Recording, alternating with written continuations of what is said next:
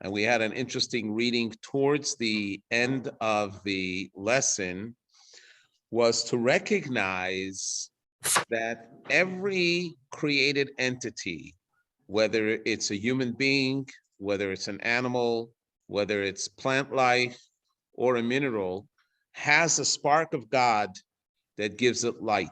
It gives it life. And we drew three conclusions from it. Number one, that it means that every living entity, and when I say living entity, its very existence in this world means that it is a living entity, that it's an existence, has the divine spark from God in it. The divine spark from God is what we mentioned, the Dvar Hashem, the word of God with which God created every entity, every being in the world. The second thing that we drew from that was that this spark of God is not only a soul that's in it, but it actually gives us its life and its sustenance. It nurtures it. It keeps it in existence. Now, of course, a human being or even an animal have more apparent signs of life. A human being can talk, a human being can communicate, a human being can feel. You see a human being, you see that they're alive. If a person is not alive, it means that the soul has departed from it, and then the body begins to decay. In an animal, you also see life. That's why animals are actually very animated. That's where the word animated comes from. True, they don't have a human soul, but they have an animal soul, which is something that God created with when God created them. And then even plant life has a soul in it, and you can see by the fact that it grows, it continues to grow and to live. When you take a plant and you detach it from its source, whether you cut a branch from a tree or you pull a plant out of the ground, it stops living and it begins to decay as well. In minerals, it's much less obvious because a mineral doesn't show any change. A mineral doesn't grow. If you have a rock or you have a kernel of salt or earth, it remains the same forever. But what we were saying is that the very existence of that entity means that there is the divine spark that's within it, that's giving it life and allowing it to exist. So that was the second conclusion that we took from that long reading in the meditation. The third conclusion that we took from that was that divine spark that's in this living entity is its true identity. And I want to spend a little bit of time on that because it's more apparent by a human being, but it's true throughout creation. Now, when you look and engage with a human being, there is the body of the human being and there is the soul of the human being. But far from engaging just with the body, that's not really called engagement. When you're looking at another person and you're communicating with the other individual, you're talking to them, you're conveying a message, you're conveying a feeling. It's not to their body, but it's to their soul. It's to their nefesh. It's to their life that's within them. You don't define them by their body alone because all human beings basically are human beings. We have a head, we have a heart, we have arms, we have legs. So what makes us who we are is the soul, is the life that's within us. And that animates and controls every part of our being. It controls our intellect, it controls and gives life to the emotions, to our actions. So it's the soul that defines who we are. And the more we fine-tune our bodies to be receptive to the soul and to reveal the soul, the more refined we are and the more the soul shines. But the truth of the matter is that every existence in the world has the soul, and the soul is what defines it. I'm going to be just a little philosophical here for a minute, because in Hasidic literature, it's explained that the existence of the world came about through God's words. When God uttered words, with those words, these items were created, except the human being. The human being was created in a different way. The body was formed from the earth. The soul was exhaled from the internal aspect of God. That's why the human being is the only existence that has a duality. It has a divine part and it has an animal soul. But aside from the human being, every living being's creation is through those words. So if you take the sky is called rakia. Rakia is the Hebrew word, is the firmament. So those Hebrew letters that God uttered, that flow of the divine letters and energy is what gives it life and what characterizes it. The same thing is true in Deshe. When God says that there should be Deshe, Deshe is grass and plant life. Those Hebrew letters become the form. Now, there's a whole discussion how so many billions and zillions of other creations come about. And Rabbi Shneur Zalman of Liadi explains how each letter is interchanged with another, but that's not really the focus now, so I don't want to get distracted with that. But what we're taking from this is that what we learned last week is about hitbonenut and meditation is that when we meditate and reflect on our physical environment, it is important for us to see the divine side, the spiritual side of it, and understand that the spiritual side is what brings it into existence, sustains it, and actually is what defines it and what the identity is. So when we see something, even if it looks aggressive to us, or even if it looks foreign to us, if we meditate on it and we recognize the spiritual dimension that's within it, it suddenly is something which is very powerful, very positive.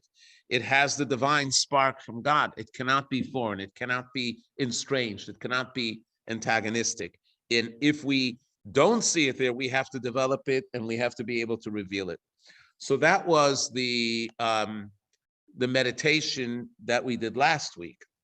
We're going to take it on a much deeper level, not deep in the sense that it's abstract and you won't be able to understand it, but on a deeper level that will actually be able to allow us to internalize it and to be able to relate to something which is fantastic. But before we go there, I want to introduce text 1. Text 1 is on page 80, and you find there that it says, when we talk about cognitive construction, so it says the Hebrew word hitbonenut, which means contemplative meditation, stems etymologically from 2 root words. The 2 root words are bina, which means contemplation, and the next word is binyan, which means building. What does that mean? When we practice cognitive meditation, we build ourselves as a result of gaining a more profound understanding of our environment. What does this mean? The idea of meditation is not just to say, okay, I want to set aside a moment where I can feel the peak of the spiritual experience, and I want to really connect with something that's higher than me. That's nice. And that's what we've discussed about meditation until now. But what we're trying to do is something much more than that. What we're trying to do is to take the meditation and do what's called a paradigm shift. And the paradigm shift is to reframe the way our minds work, to rebuild the brain cells to be able to see things on a different level, which is the divine consciousness. We just did an exercise in the first 10 minutes, which that exercise allowed us to do a meditation to draw the 3 conclusions that we're talking about. Now we're going beyond that, because it's not just those 3 items that we've learned about and we pack it away and we know that information and it's good with us. Now we have to say, how does this change our way of thinking? And this is really what the ultimate of meditation is. The ultimate of meditation is to create what's called a divine consciousness. And when we talk about divine consciousness, the divine consciousness means that it's not only when we stop and think and we're in a need of a spiritual respite and we want to detach ourselves from the physical, that we do the meditation that we did just before and that we think about those 3 items. That's not what it means. It's nice to do that, ultimately, the meditation is to change our thinking and our consciousness. And that takes a lot of exercise, and we're going to work through it methodically. I will give you away the spoiler right now. The spoiler is there is something which is called Hashgacha Pratit, which most people translate as divine providence. My goal is that after we finish tonight's class, you will have a whole different perception of what Hashgacha Pratis means. Yeah, it includes divine providence, but it's way beyond that. Divine providence is just one of the effects of Hashgacha Pratis, but it's not what the main thrust of Hashgacha Pratis is. So we're going to go right now into the binyan by going into text 2. Okay? So text 2 is based on a opening verse of Psalms that was commonly said by King David. We have several Psalms that start with those words. One of them is very famous. It's 104, although they quote 103 here. But the reason I mention 104, because 104 was written in a place called Ein Gedi, which is in southern Israel. And at that time, King David was hiding from King Saul in a cave, and he was beholding the divine nature that God created in the world. And he speaks about the various animals that live there. He speaks about the waterfalls and many other things which are quite interesting. But the term that he starts the psalm with is common in all of them, and that is Borchi Nafshi et Hashem. Borchi Nafshi et Hashem means my soul, let me with my soul bless God. Let me with my soul bless God. That's the common translation of it. That's the real translation of it. What's interesting is on Rosh Chodesh, we say Psalm 104. Many other times we say 103, but we're really focused on the opening line. So it says, King David exclaimed, my soul blesses God. So the Midrash, it's called the Midrash Tilim, the Midrash on Tilim asked the question, why did he feel the need to emphasize that it was a soul that praised God? Why couldn't he say, I want to praise God? Why is he saying my soul? What's the nefesh? Nafshi means my nefesh, my soul wants to praise you. Shouldn't his body want to praise God as well? So the Medrash gives a very interesting answer. The Medrash says that David HaMelech was conveying a message here. And he told himself, just as the soul fills the body, so does God fill the universe. So King David concluded, let the soul which possesses the same qualities of God praise him. In other words, the philosophical aspect of this discussion here is, how can a human being even praise God? The distance between God and the human being is not comparable at all. It's not even the distance between infinite and finite. It's the distance between existence and non-existence. God is the true existence. We're the optional existence. We can't even fathom God. So how do we praise God? And that also leads to another question. And the other question is, how does God have a relationship with us in the world when we're so small and finite and limited, and God is beyond finite and even beyond infinite? And therefore, he uses the word nefesh. What does the word nefesh mean? We know that we humans were created in the image of God. What does it mean we were created in the image of God? God doesn't have an image. In fact, in the Ten Commandments, it says that you shall not make any image. Any image is foreign to God. The moment you have an image of God, that's already idol worship. You can't say God is a human, God is an animal, God is big, God is small. All of that is considered to be imagery, which doesn't truly define God. God is beyond definition. So then what does it mean that we were created in the image of God if God has no image? Think about it for a moment. Well, the answer is, when it says we were created in the image of God, it means we were created in the image of the way God reveals himself to the world. The same way God reveals himself to the world, that's the way our soul is constructed and reveals itself to the body.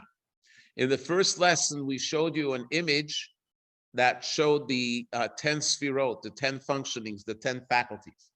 The divine energy of God, or the divine presence of God, or the divine light of God, or the divine, whatever it is we call it, the divine essence, is not describable. It's not definable. However, the energy and the light that God is projecting in the world to create the world and to sustain the world and to have a relationship with the world has to be refracted in a way that it can have a relationship and create a relationship with, by creating finite people. And God says that the soul is a replica of those 10. So just as God has the 10 faculties, which are the intellectual, emotional, and actual, similarly, the human soul, the essence of the human soul is pure, but the essence of the human soul is able to express itself through these 10 functions. So part of the soul encloses itself with our intellect, with our brain, part of it within our emotions, part of it within our actions. Okay? But then he says another thing, that just as the soul fills the body, what does it mean the soul fills the body? So let's talk about this for a moment, because this is a very important concept in understanding the relationship between the soul and the body, and the relationship between energy and God, energy and matter, for that matter. So here's what we have. The soul, in those who have attended JLI classes in the past, know that the soul has 5 levels to it.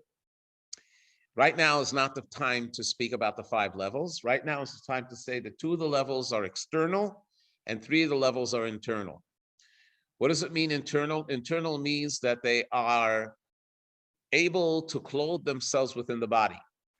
Just like an example, the fact that the intellect, the mind of a human can interact with the brain of the human being, it can interact and interface, that means that the mind is not external or exterior to the person, it's clothed within the person. It's living within the person, and it's giving life and sustaining the brain and interacting with the brain and interfacing with the brain. Similarly, the emotions are interacting with the heart. So the internal part of the soul is clothed. The key word here is clothed. What does clothed mean? It's like if you're putting on a glove. When you're putting on a glove, there's a difference between a mitten and a glove. You can put a mitten and it fits on your hand, but it's general. It wraps all your fingers except your thumb. If you have a glove and your hand fits into the glove becomes the protector of the hand and the fingers, and they fit together. That's why we use the expression, it fits like a glove. Means that it's made for each other. Similarly, the soul, the internal part of the soul, enters into the body and interfaces with the body, and it fits just like a glove, the internal part of it. There's an external part of the soul, which is infinite, and it's much greater than the body, and that can effectuate the soul. It could trigger emotions or feelings in the soul. It hovers above us, but it's not truly internalized because it's infinite compared to the rest of the soul. Similarly, when it comes to the world, you have the divine energy, which is infinite, that hovers around the world. It gives sustenance and life to the world, but it's not enclosed within the world. But then you have the part of the divine that is redacted and reduced and condensed, that it actually becomes finite as well and is able to clothe itself and be within the world. And that's the meaning of this statement. Just as the soul fills the body, right? The same thing is true that God fills the universe.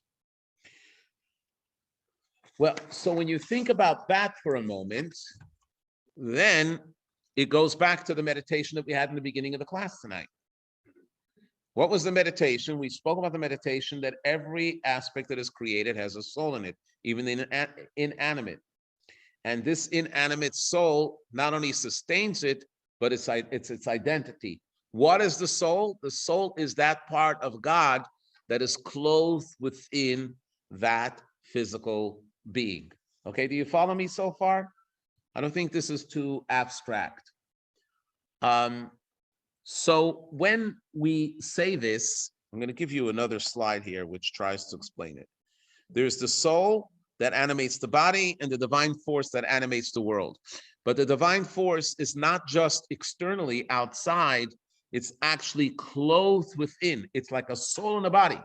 That's why I'm saying if you pick up an inanimate item like a stone, the physical part of the stone is the body, but the divine spark that sustains it, that's in it, is its soul. So, and that's why one other thing that's important, and that is that when people try to give an example and say that the divine energy gives life to the world like electricity powers appliances, there's a little bit of truth to it, but it's not a complete example, because electricity is static. Electricity is still separated. Here we're talking about a dynamic life that is actually cut to size. Just like in the soul, the part of the soul that comes into the mind is much more refined than the part of the soul that comes in to the heart. All of this is important because when you think about this, you begin to see that the physical world is not an obstruction to godliness, but actually it is a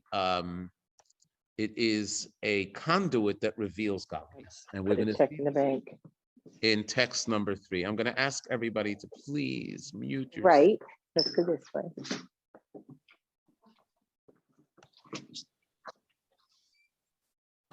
Thank you. Sorry about that. Okay. So here it is, a nice reading from the previous Lubavitcher Rebbe, Rabbi Yosef Yitzchak Schneerson of blessed memory, who writes something quite interesting, page 83, text 3. We're going to read it now and see how what we have just prepared before and talked about comes through in these words. So he says, a highly detailed self-awareness of the manner in which our own soul operates within our body will allow us to appreciate that the divine is manifest within every detail of the universe, and that each detail exists and is sustained through divine energy. What does this mean? It's not that God is in the abstract and God created the world and then the world is running on its own. Absolutely not. God is very involved in every aspect of the creation, sustaining it. And every detail of the universe is not void of God. Nothing can exist if God doesn't bring it into existence and give it life. This parallel is expressed in the teaching, just as the soul fills the body, so does God fill the world. That was taken from the Midrash that we read before, and is expressed in the verse which is taken from Job, from my flesh I can perceive the divine.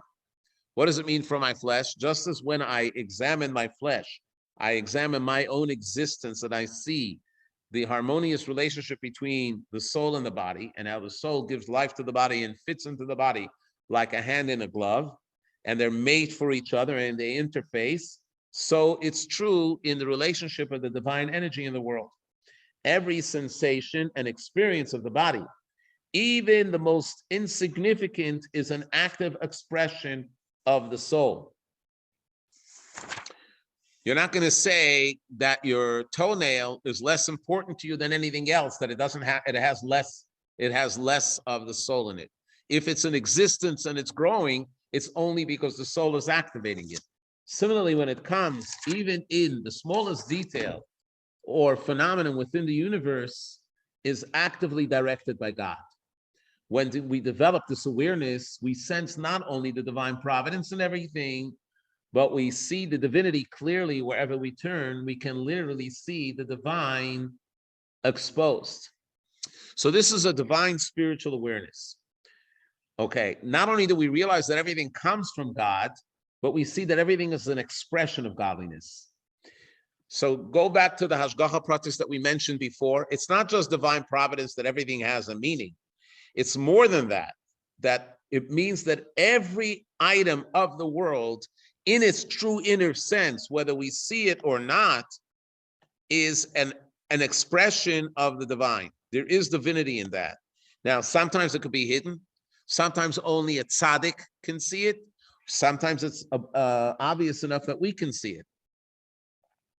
So basically, if you look at any part of the world and you say, okay, take a rock, and you took at the DNA of the rock, and you see what chemicals it's made of, and you see what matter it's made of, and you say, this is how it comes together. But that DNA in itself is unique and has a unique life from God that brings it into being. So every item in the creation of the world is a reflection of the divine energy that's in it.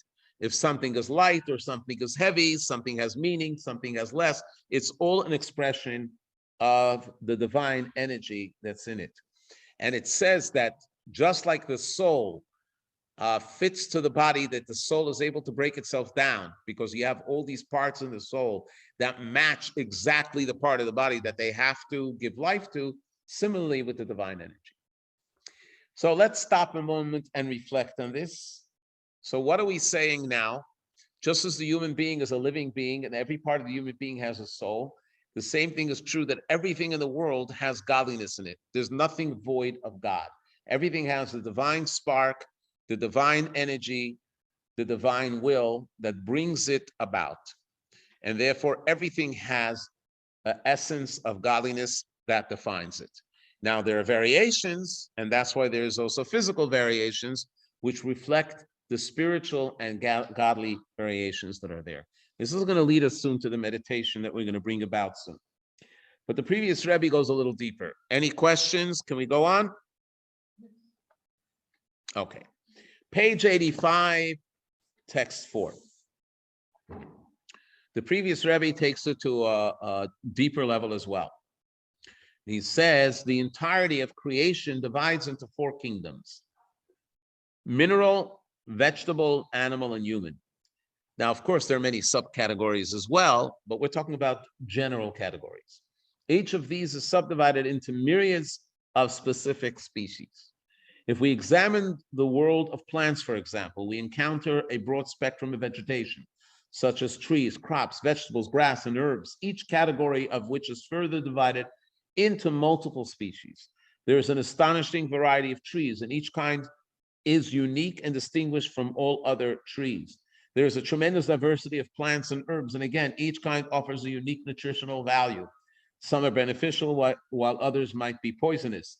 They each carry a unique design and set of properties. Furthermore, within each of these subspecies, there are countless individual units, each of which is similarly unique.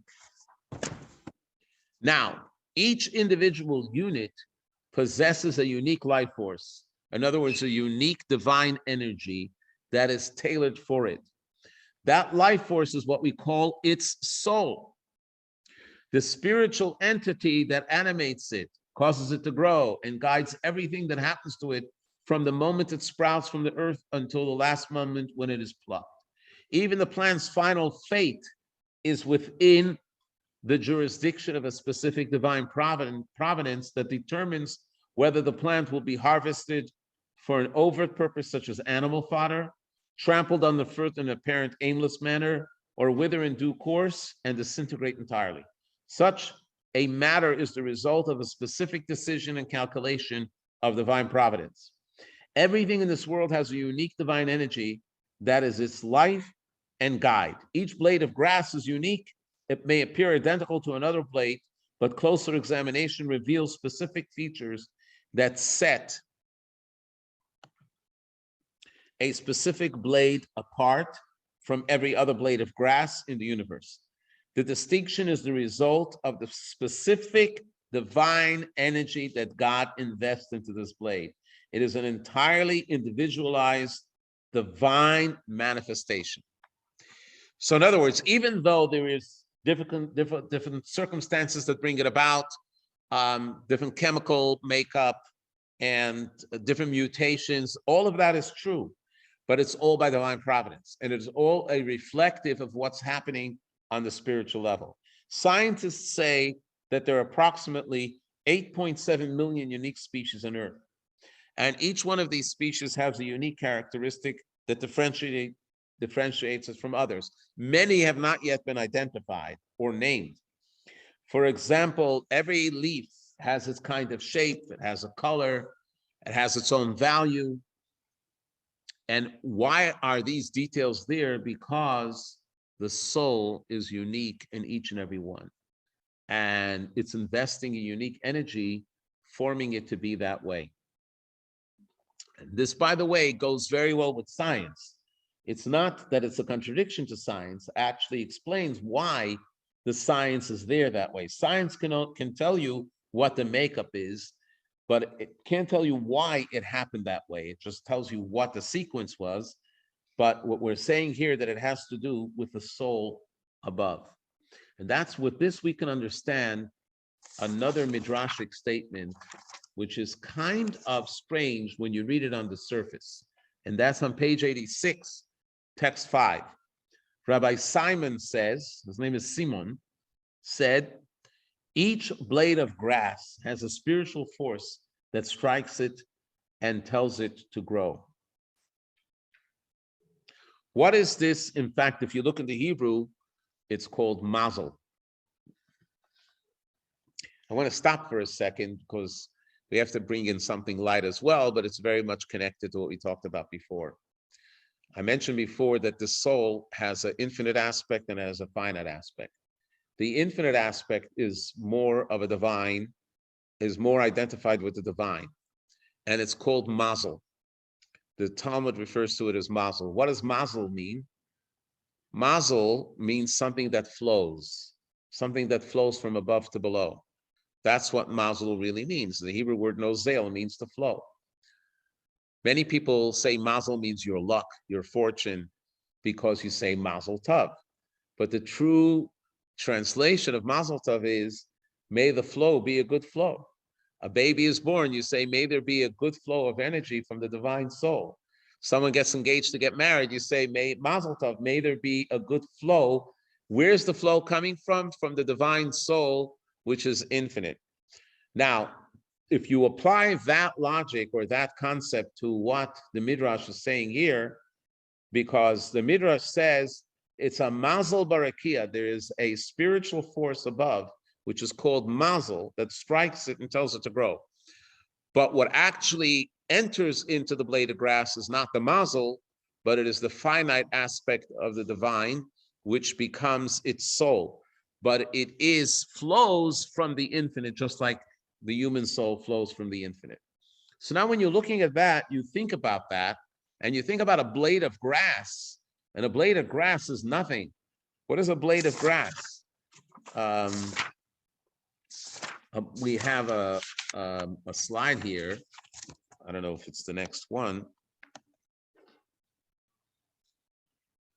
A blade of grass, if you think about it, not only does it come and it's created from God, but it actually is an expression of God. There is a soul to it. So the uniqueness of creation could be all kinds of species, there could be all kinds of characteristics, and even the fate of it is all determined by God. We'll get to this in a minute about the music. There is a story that the previous Rebbe told once, that he was walking in a natural park near the town of Lubavitch. You've all heard of Lubavitch. Lubavitch is where Chabad was seated for many hundreds of years. And there was a nature reserve not far. And the previous Rebbe would take a walk with his father, and his father would explain to him the deeper aspects of Hasidic and mystical ideas. And he was talking to him about this very concept. And the previous Rebbe said he was a young child, and he absentmindedly grabbed a leaf off a branch, and he began to, as he was walking and engrossed in thought, cut it into little pieces and throw the petals onto the ground.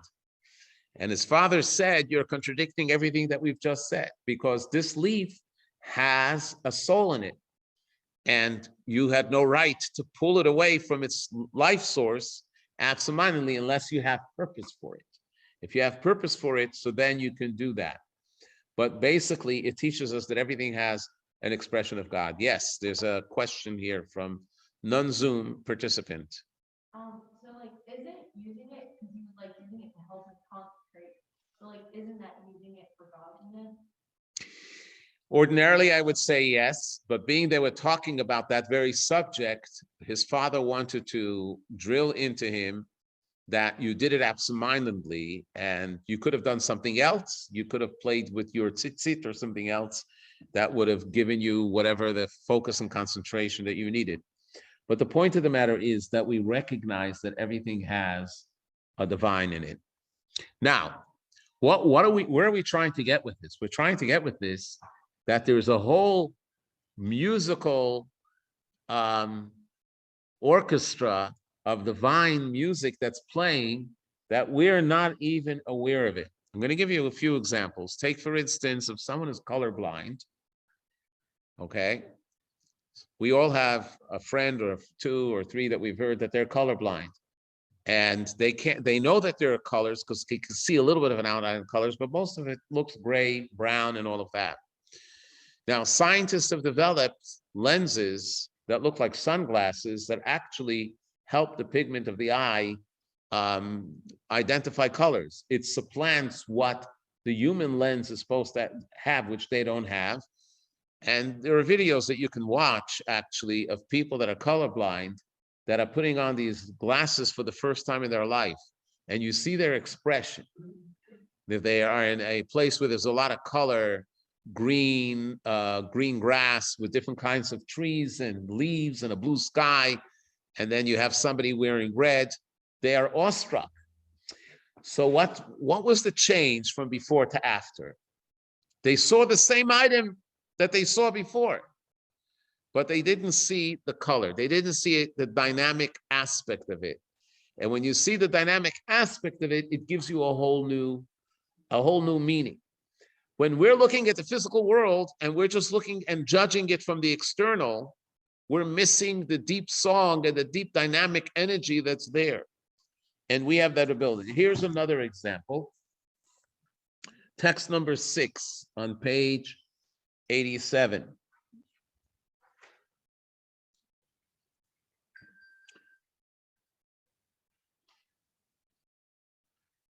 This was written by the Baal Shem Tov's grandson. The Baal Shem Tov was the founder of the Hasidic movement, was a great mystic, and he brought out the positive in everything in life. Even though he himself suffered, he lost his parents at a very young age, but he brought joy to his followers, disciples, and to the communities. So his grandson, who was a great scholar, and he authored a book called Degel Machne Ephraim, writes the following, page 87. The following parable I heard from my master, my grandfather, the Baal Shem Tov of blessed memory. There was once a talented musician that played beautiful, sweet music.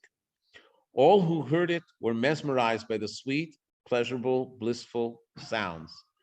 They could not hold themselves back from dancing to the rafters in sheer ecstasy. Now, before I read the next line, you have to remember this is before electricity. This is before they had sound systems.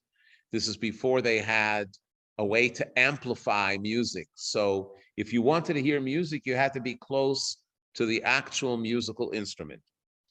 So he says, the closer the people drew to the source of music, the more entranced they became and the more ecstatic their dancing. Just then, a deaf individual came across the scene. Not noticing the musician, he simply observed people dancing wildly and regarded them as crazy.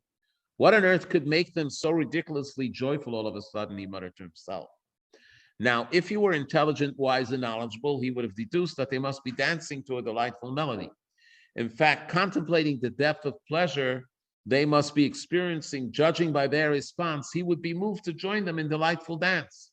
The analogy is obvious. Basically, what the Baal Shem Tov said, that there is a melody in this world, many melodies, and the melodies are seen. Some are very joyous, some are melancholy, but there is a melody that's going on in the orchestra of the world. Many people just when they listen in the morning to the birds chirping, they think that that's the melody. There's a melody, there's no question about it. Hearing the sounds of nature is beautiful. You recognize the creation. We're talking about something which is deeper. We're talking that in addition to that, to hear and feel the divine aspect that's being expressed in nature.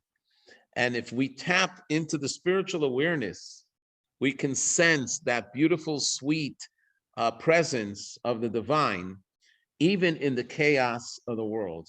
And that gives us a sense of calmness and a sense of joy.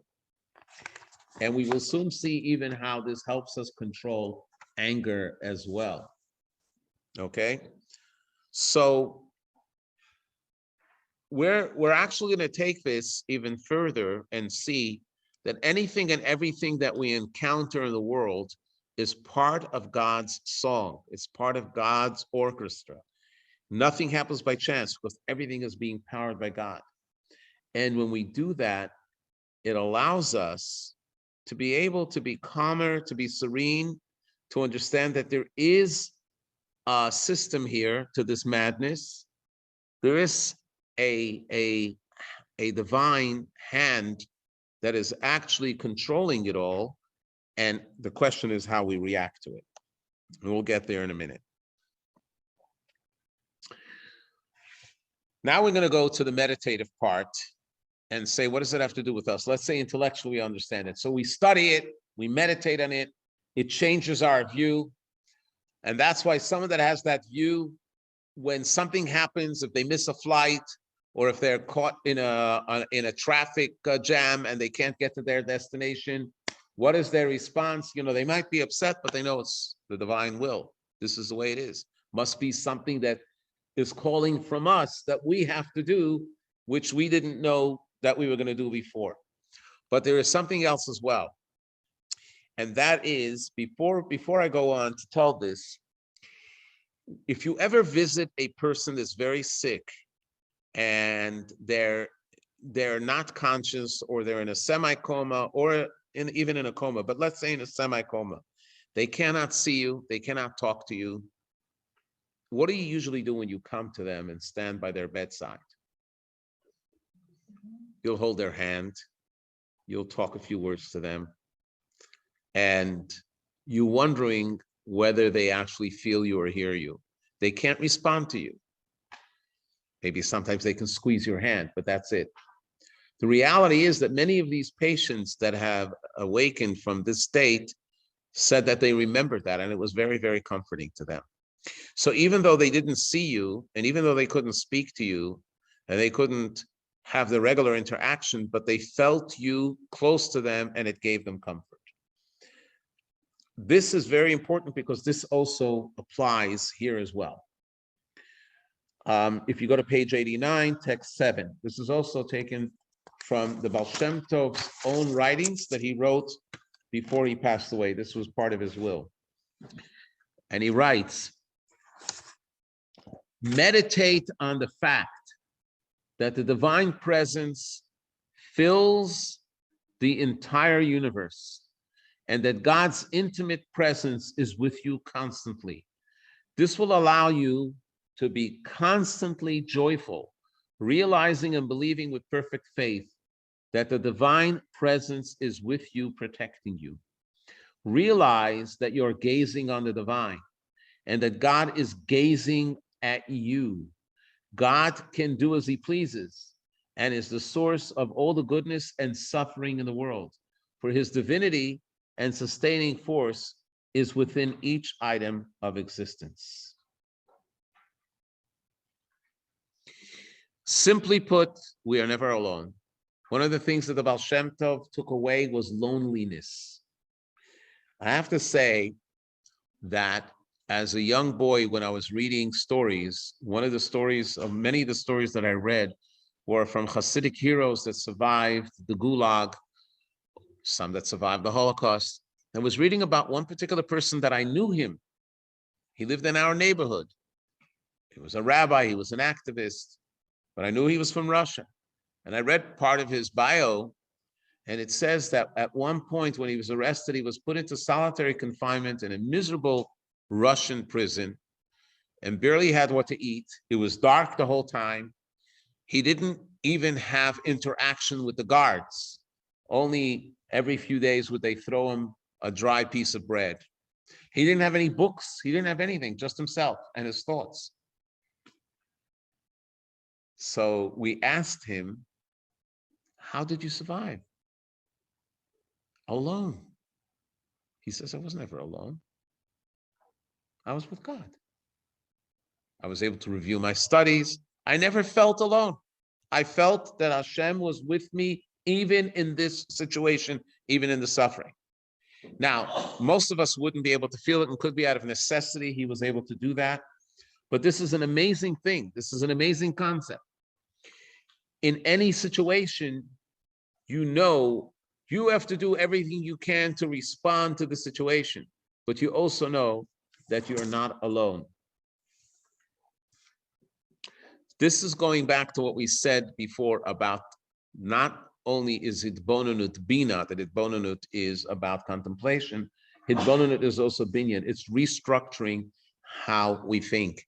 And it's not only when we come to synagogue and we meditate on God, or in the morning when we wake up and we meditate a little bit before prayer. This is something that we have to train ourselves to constantly feel, and it brings out joy in us. And we recognize that everything has purpose, and that we'll soon talk about how that applies to anger as well. The Baal Shem Tov says in another writing, page 90, text 8, it is a tremendous achievement to constantly meditate on the fact that we are close to God and that we are literally and entirely encompassed by his presence. We should try to remain connected to this reality to the extent that reflection becomes unnecessary because we mentally envision God everywhere constantly. Okay? So it's not just that you are meditating on it when you feel spiritual. We have to train ourselves that this becomes our conscious way of seeing the world. At that point, we see that God is the place of the world. God is the place of the world is an expression that we find in the Midrash, that it says that God is Mekomo Shalom. What does it mean that he is the place of the world? So he says he pre-exists all of existence, and all of existence exists within God. Let's say this again. He pre-exists all of existence, and all of existence exists within God. This is a very profound philosophical concept. Just to mention it briefly, what it means is somebody once asked somebody, where is God? What would be your answer? Where is God? I'm sorry? Everywhere. But everywhere is not a correct answer. The correct answer is, where is he not? In other words, everywhere means there's a space and then God fills the space. Where is he not means there can't be space without God. There can't be existence without God. So any existence is existing within the realm of godliness. This includes, of course, each of us as well. With this meditation, we fill the directive recorded in the Code of Jewish Law, Shiviti et Hashem lefanai tamid, place God before me, to set God before us at all times. Most people, and this is so profound that it's literally exciting. When you go into many synagogues, you will see that at the podium where the cantor stands, they have a sign, Shiviti Hashem lefanai tamid, I place God before me at all times. What impression does that make on you? It makes the impression how awe-inspired we have to be and how fearful we have to be that we are standing before God. This is a place of reverence. Like Jacob said when he had the dream and he was traveling to Laban and he saw the ladder with the angels, he says, Manora, how fearful this place is. This is the place, this is the house of God. Comes along the Baal Shem Tov and it says, in addition to that, there's another deeper dimension. And that is the joy that you're not alone, that you're with God, that God is in every aspect of your life. There's nothing void of God. There's nothing void of godliness. And it's not only true when things work for you and things are great, it's even when things are negative, it's also God. You're never alone. And we're going to talk soon about the difference between pain and suffering. Pain comes from God. Suffering is how we react to it. Now, I'm going to get there in a minute, but right now, it's the positive aspect of it rather than the negative that's inspirational. That everywhere you are, you feel the sense of God. You feel the sense of godliness. This is really the Jewish notion. The Jewish notion is that God is not only found in synagogues, and you're not only holy on the day of Shabbat when you're in the presence of God, but the holiness of God and godliness is in your home and it's in your everyday life. You feel and express it. And that's why the sages in their great wisdom had instituted the blessings. The only blessing that's biblical is the grace after meals.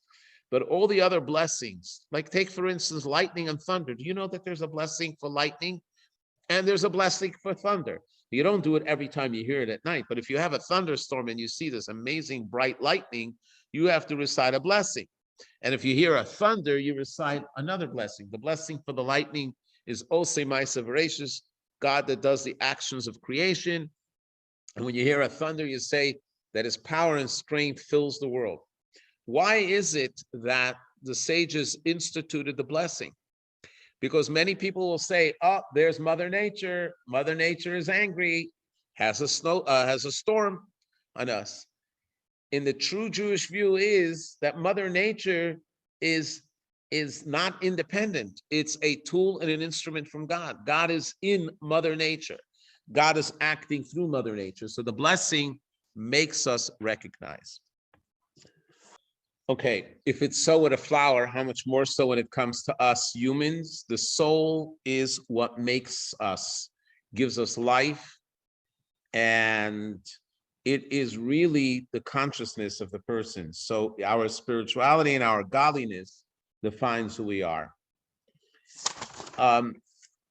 We're going to take it now to see beyond this meditation of how we deal with, even if there's negative situations, negative encounters. There's one text that we still have to read, which is connected to this, and that's on page 91. It's taken from Psalms. Those that recite the morning prayer Shacharit will recognize it from the Psalms that we recite every morning. And this prayer is, King David is saying about God, he covers the heavens with clouds, prepares the rain for the earth, and causes mountains to sprout grass. He gives an animal its food, and as well to the hungry young ravens that call out. So basically, nothing happens on its own.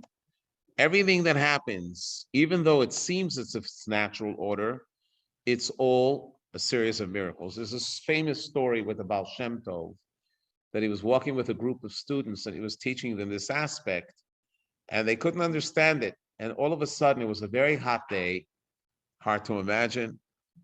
The sun was broiling, and they were walking in the shade on a natural path, on a nature path.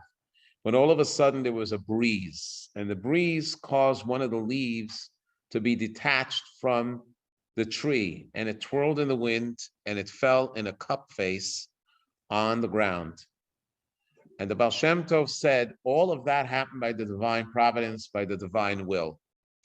And then he asked one of the students to gently lift the leaf, and under it was a snail without the shell that was broiling in the sun and would have died, and the leaf came and protected it. So the point of the matter is that there is an order to this chaos. The natural order of how things are synced is actually part of the divine. Now, it's not only that the divine will makes it happen, but on a spiritual level, in the spiritual worlds, they're also synced at that level. So you have everything that you see in the physical world is actually a replica of what's happening in the spiritual world, on a spiritual level, on a godly level, and they're all synced in the same way. So it's a phenomena of the divine that's coming through in this world. Another example that I like to give is that people that go out to the ocean and they'll take these boat rides and they'll want to see the dolphin run, and they see the dolphins diving out of the water, and they'll see the birds flying all around and the seagulls, and they're amazed by that. Comes along someone that has been doing deep sea diving and looks at them and says, you're only seeing the surface. There is a whole marine life beneath the water that is so colorful, so musical, so attractive. It's bursting. It has its own dynamic. But sitting on the top, you can't see it. Similarly, we have to be able to open our eyes and to see what is beneath, what is under all of it. Now, generally, when you meet with people that try to peddle religion and try to peddle God, they're trying to speak about the goodness of God, and if you have faith, everything is fine, and all the results are good. And if you pray, it's like praying to God. It's like pulling the lever or pushing a button on a vending machine, and all will be good. This is not the discussion here whatsoever. We're talking about the reality of the creation of the world, that everything that happens cannot come into existence without God willing it.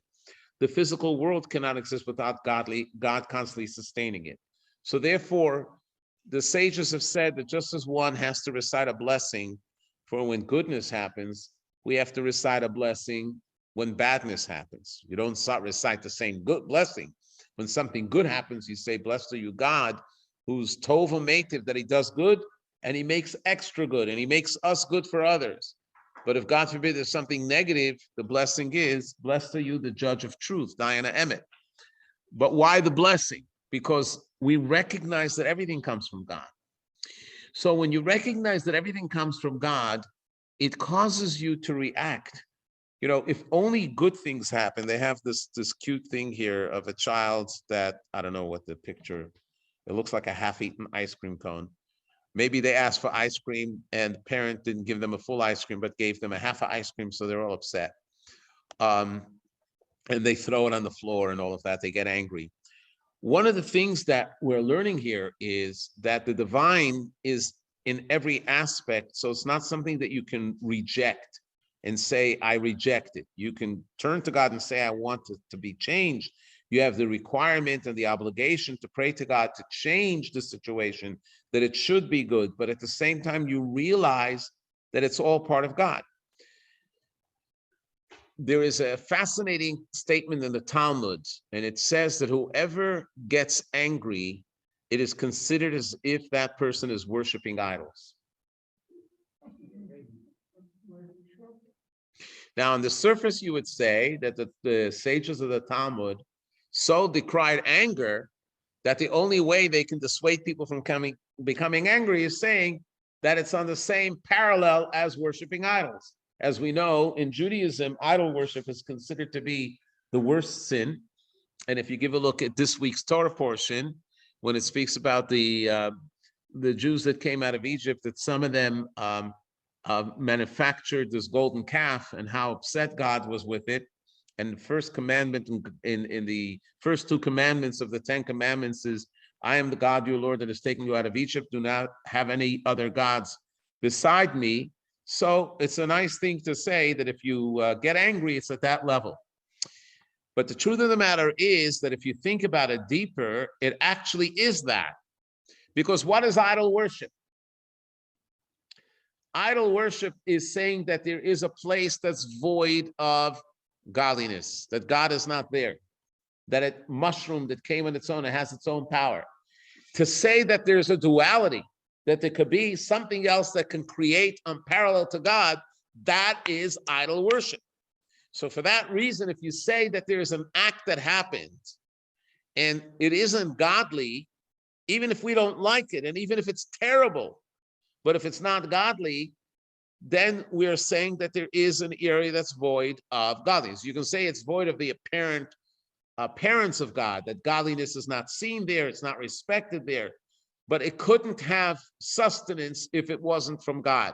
Could be went through many filters until it came to that point. So when something happens and you get angry, why are you getting angry? Let's say you had an expectation and the person doesn't fulfill the expectation, and you get angry. You're going to the store and you're ordering a glass of orange juice, and the person gives you a glass of apple juice. You get angry, you throw a fit. So there's two problems. Number one, you feel self-important, that you have the right to get angry. You've lost your humility. And secondly, maybe by divine providence, it was meant that you should get the apple juice and not the orange juice for whatever reason. So anger, in a sense, means that I don't accept the existence of God. It couldn't be that God allowed this waitress to give me apple juice.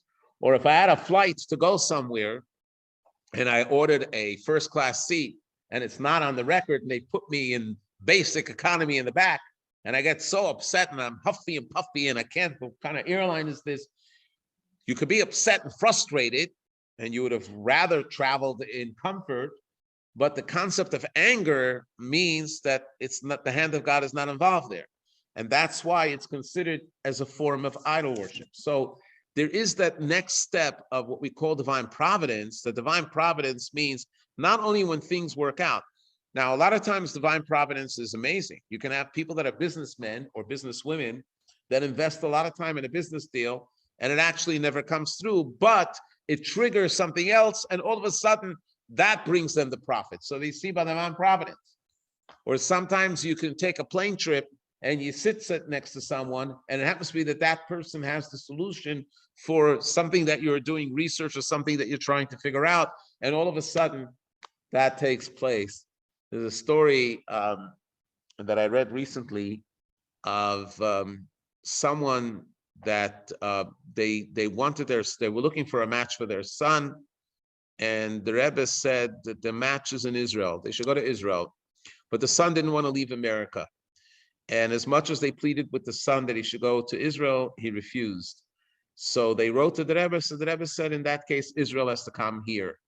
And what happened was there was some sort of expo, and the parents with the son went there, and there was a young girl that was taking care of them, Jewish, and she was from Israel. The parents immediately saw that there might be a match. They introduced them, and sure enough, there was a shidduch. So they asked this girl, what happened? She said, I wasn't planning to come to America, but 2 weeks ago, all of a sudden, I had an urge to visit my aunt in California. I bought a ticket and I came. She asked me to help with this expo, and here I am.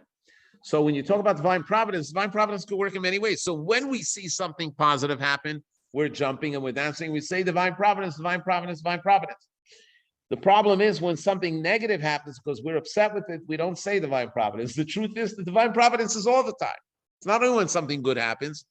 Now we pray that it should only be good, but we recognize that God is in everything. And this is why the Rebbe wrote a letter to someone that wrote to him. By the way, there's a joke about complaining. Those of us in our age that remember the Iron Curtain with the Soviet Union and Jews trying to get out. So there was a Jew that applied for an exit visa and he was called by the commissar. And the commissar says, why do you want to go to Israel? Is life not good here? We don't allow you to worship in a synagogue. The guy says, I can't complain. He says, okay, do we not let you live in peace with other Jews? He says, I can't complain. He said, haven't we allowed you free travel in your village? He said, I can't complain. Haven't we allowed you to give education to your children? He said, I can't complain. Haven't we allowed you to practice your profession? I can't complain. So then why do you want to go to Israel? Because there, I can complain. So it's, everybody has a reason why to complain, but the truth of the matter is that we have to realize that it's, I'm not trying to get everybody into the Soviet Union mind, but understand that you complain, you might feel better about it, but we have to see that there's something deeper. So let's look at this letter from the Rebbe, page 93, text 10. With reference to your writing about doubts and difficulty and about a feeling of insecurity in general, I trust it is necessary to elaborate. I trust that it is unnecessary to elaborate to you at length that such feelings arise when a person thinks that he is alone and can only rely upon himself and his own judgment, and therefore feels doubtful and insecure about each move he has to make. And while he also trusts in God, this trust is somehow superficial, without permeating him and his way of life in every detail. And only on certain days, such as the high holidays, does he feel closer to God. But when a person's faith in God is deep, and when he reflects that God's benevolent providence extends to each and every person, and to each and every detail, and to each and every minute, surely he must develop a profound sense of security and confidence. The concept of divine providence is better understood in the original term of Hashgacha Pratis. Hashgacha Pratis means careful watchfulness. For this reason, the term Hashgacha is also used in connection with the laws of Kashrut, where every detail is to be carefully watched. Nor is another translation, which is sometimes used in connection with Hashgacha Pratis, namely supervision, entirely satisfactory in this case, because supervision implies overseeing, that is to say, seeing from above, whereas Hashgacha, in the sense of God's watchfulness, means knowing matters through and through. The belief in such Hashgacha Pratis is basic to our religion and way of life, so much so that before every New Year and during the beginning of the New Year, we say twice we say twice daily the Psalm 27, where it says, God is my light and my salvation, whom shall I fear? God is the strength of my life, whom shall I be afraid of? For from this it follows that even if things happen that are not as desired according to human calculation, and even if it seems that even according to the Torah it should have been different, a Jew still puts his trust in God. Then the Rebbe continues the letter to say that when someone is engaged in actions, actually the actions help them be able to do it. There's a famous story, and I've mentioned it numerous times, so I'll mention it again. People have faith. The story of the Talmud is of the Ganef. Everybody knows what a Ganef is, a thief, standing at the entrance of a home, trying to break into the basement, and he stops and he turns his eyes upward to God and he says, Heaven, Master of the universe, I pray to you that I should be successful, that I should be able to catch as much loot as possible, and that I should not be caught. And the Talmud asks the question, is this person a believer or an unbeliever? And the answer is, the person is a believer, but the believer is so removed and so abstract that it doesn't affect the person's actions. Because if the belief was permeated into his actions, he would have realized that the same God that he's believing in says, thou shalt not steal. So you have to conduct yourself in a proper way and not do something that's against Hashem. We even know that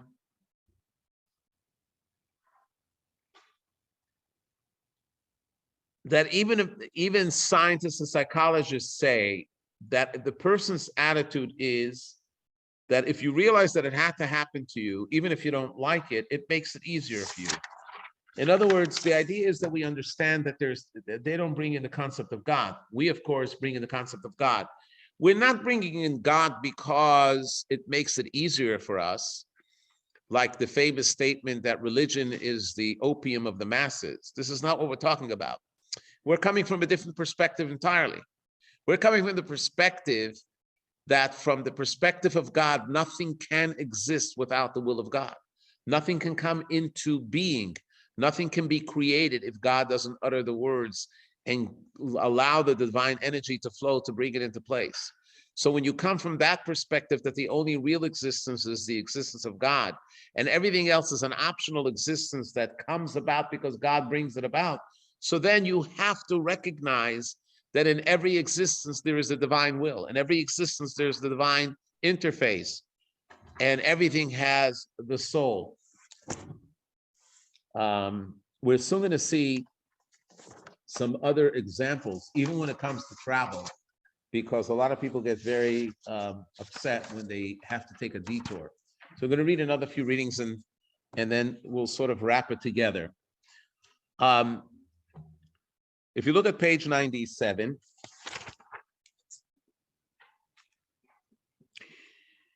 text number 11, the Baal Shem Tov taught that divine providence does not only mean that God orchestrates the individual movement of each of the manifold created entities, and that the same providence is actually determining the existence and life of that entity. It also means that the particular movement of a single entity bears a direct impact on the overall purpose of creation. Take, for example, the slightest quiver of a solitary sliver of a plant flourishing in the belly of the forest, or upon some tremendous mountain, or in one of our planet's deepest valleys that has never been traversed by a human. The plant's movements to the right, to the left, forward, or backward throughout the duration of its lifespan are actively determined by an ongoing divine providence. God has issued a specific decree. This particular plant will live for a specific amount of months, days, and hours. And during this time, it will turn and bend in these directions in certain amounts of times. Beyond all that, however, each of these particular movements is significant for the overall purpose of creation. Through the combination and synthesis of all the myriad particular occurrences involving countless millions of species and subdivisions that exist within all the four kingdoms, the sublime divine intent that underpins all of the creation is consummated. Not only is every feature of every entity divinely orchestrated, it plays an indispensable role in the divine purpose of creation. So when a leaf bends in a certain way somewhere else in the world, it has an effect on the rest of the world. Everything is part of this orchestra. What is the lesson that we take from this? The lesson we take from this, how much more so when it comes to the human being. I'm going to give you an example of a picture. And by the way, I have to comment that I applaud them. If you look at this picture, this is definitely the Blue Ridge Mountains looking out from North Carolina or Tennessee. But if you give a look at this picture can have millions of pixels, and that's how they come together. Now, if you isolate a pixel on its own, it may not have meaning if it's isolated, but when you combine it together, it has tremendous meaning, and that's how the picture is created. In New York City, in Brooklyn, in Crown Heights, they have the Jewish Children's Museum that was built by Chabad. It's a fascinating multi-story building, very innovative, hands-on kind of combination of science, historical museum. Children come with buses from all over. But when you look outside the building and you're standing from afar, you see this huge mural on the wall, very, very big. And it's a picture of a child engaged in an activity of Jewish activity. But as you come closer, you see it's made up of hundreds of thousands of tiny pictures of other children. That was the greatness of the artist, to be able to take those pictures and bring them together in a certain way that together they form the picture of this child. It's a beauty. It's a work of art. If you think about it in the creation, every pixel, every one of us is part of this huge picture that God has made, and why it's important. And this brings us to another important concept. It's not only the matter of faith and to understand. Somebody asked, where's the room for free will? It's a very good question, and I want to answer it, and I'm glad it was brought up. And then we'll go to the other reading. Free will is how we respond to it. Let's say you speak about the Blue Ridge Mountains. You want to take a drive all the way up to the northwest part of North Carolina, bordering Tennessee. And you're going along the interstate highway, and all of a sudden, the highway is closed. There's been some rock slide or an accident, God forbid, or something that causes the highway to be closed. And you have the state troopers there that are directing all the traffic to go through the country roads and to go through tiny towns. And now, instead of the trip taking 2.5 hours, it can take you maybe 7 or 8 hours. And not only that, you have to use the facilities. You want to buy a drink, you stop in one of these small towns, you go into one of the country stores, use the restroom, and then you buy a drink and you recite a blessing, the shahakal over the drink, and then you drink it. So you can have two approaches here. The fact that it happened was by divine providence, but the free will is how you react to it. You can either be very angry and very upset, it ruined your day, you have a very short time that you can be on vacation, or you say, this was God's will that my soul should tread on the ground in this mountain town, and that I should buy water there, I should recite a blessing, maybe do a little prayer, maybe do some kindness, and I fulfill my mission. So when you look at it that way, even though we're frustrated, and it's human to feel frustrated, but we exercise the free will that we're not angry, but we realize that there's something there. Just 1 second. Free will is also our actions that we take are all free will. It's what happens to us that is orchestrated. Yes. I'm going to repeat the question once you say it. And I do want to read I'm sorry, I do want to read reading 12 and 13 before we finish. Those are most important in what we're going to say. So, and then if you want, you can watch the last video or not, but go ahead. So I understand, like, for instance, your reaction to a detour, right? Or a reaction to a tornado that grounds a plant, that you shouldn't be angry there. But that's being angry at God's plan and saying that God is not running it.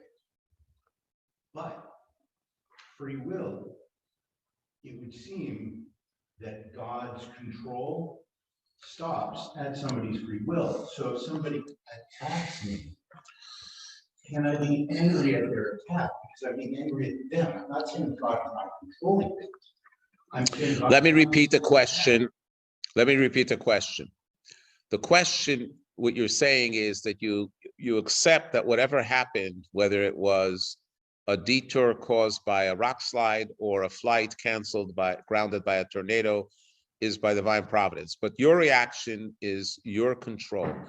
God gave you the control on how to react. But yeah, you have the freedom of will and the freedom of choice to get angry, but it's not the right reaction. And the reason why it's not the right reaction is because when you get angry, you're saying that A, you're an entity that is worthy of getting angry, which is selfishness in the presence of God, takes away the humility. And secondly, that event should have never happened to you. You never know. That event might have happened to you. If somebody approaches another individual and punches them in the face, right? So you have to press charges. You have to be upset. You have to prevent them from doing it to someone else. But to be angry is not the thing, because maybe it was by divine providence that I might have done something that wasn't right. And by receiving this pain, it cleansed me from it. I don't know what it was, or maybe it prevented a worse thing from happening. We can't always figure out what the theology behind this. The moment you get angry means that you weren't deserving it. The moment you get angry, you say that it should have never happened. So of course you have the right to react any way you want, because God has given us the freedom. You know, we read this in the previous reading as well, in the previous lesson, when God says, I'm giving you the choice, choose life over death. The question is, why would anyone choose death? Is death a choice? So the meaning of choosing life is choose the living aspect of the act, that you should see the spiritual aspect of it. You should see the divinity in it, rather than just judging it on the surface, because judging it on the surface is detaching the body of the event from the soul. That defines death. Let's do the other two readings, then we'll entertain more questions, because we're getting close to the 9 o'clock hour. Page 99. This is very important. Just as we're enjoined to believe in God, so we must subsequently believe in ourselves. In other words, we must believe that God has provided us with a mission in life, and our lives are not meaningless, but rather our souls come from God, the source of life, and God is delighted and satisfied when we execute his will. This is a very important thing, because the human tendency is to be jealous of others. Why does that person have more than me? Why does that person have a happier life than me? Why does that person have health and I don't? Why does that person have wealth and I don't? All kinds of things. And we have to recognize that every one of us was created for a particular unique mission that we have to fulfill. And God gave us exactly what we need and how we should overcome the challenge. It doesn't mean that if we're sick, we shouldn't heal, because God has given permission that we should go to the doctor, and the doctor has to heal us. We have to prolong life. You know, there's the funny joke of a guy working for a Fortune 500 company, and he was called in for evaluation, and he comes into the conference room, and behind this fancy table, you have three well-dressed people, and each one is saying something about him. And we said, we see that you always come you never hear 9 o'clock in the morning. And the other one says, we check the log.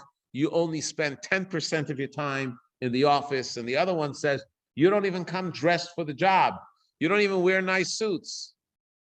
And he says, I won't argue with you. You're all right. I don't come 9 o'clock in the morning. I only spend 10% of my time behind the desk. And I don't wear a fancy suit because I'm the night watchman. Okay. So the point of the matter is, everybody has their function. You can't expect that everybody should be equal. And we're all cherished by God, because if there's divinity in us, there was a thing that it was in one of the popular readings for children, and a child says, I can't be junk because God doesn't make junk. There's something unique about me. I was created in the image of God. So we have to understand that there is a self-value that comes with it as well. And here comes with the guided footsteps. The Barditchever Rav, Rabbi Levi Yitzchak, writes in his book, Pisgame Kadishin, page 100, text 13. We should recognize and fully appreciate that our travels to various locations are not random. Each journey is specifically directed by God.